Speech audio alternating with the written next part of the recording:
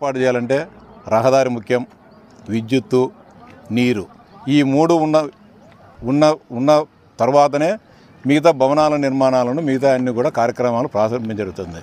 కానీ గత ప్రభుత్వం రివర్స్ పరిపాలనలో భాగంగా రివర్స్ ప్రభుత్వం కాబట్టి ముందు రహదారి నిర్మించుకోకుండా ఇక్కడ కొండ మీద భవనాలు నిర్మించడం జరిగింది.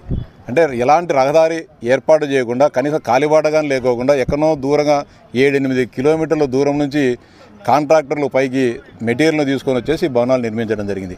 20 కోట్లకు కానీ ఇప్పుడు 12 కోట్ల రూపాయలు విలువ చేసే పనులు పూర్తయినాయి.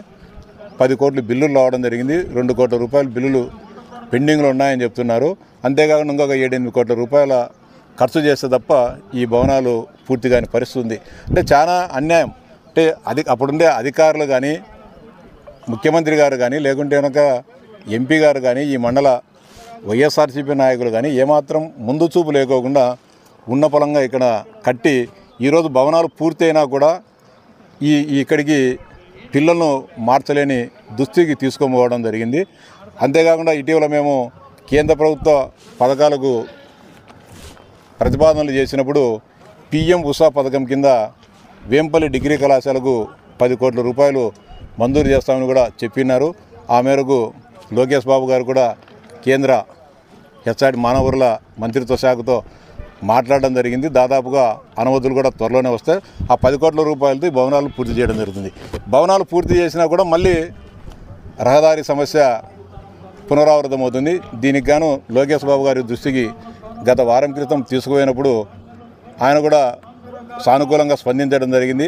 ప్రత్యక్షంగా అక్కడికి మనం ఇమ్మీడియట్గా ఆ భవనాలు పూర్తి చేయడము, భవనాలకు పిల్లలను తీసుకొని పోయిన తర్వాత రహదారి ఏ విధంగా నిర్మించాలనే దానిపైన ఒకసారి ప్రత్యక్షంగా పరిశీలించి ఒక నివేదిక ఇవ్వమని చెప్పడం జరిగింది.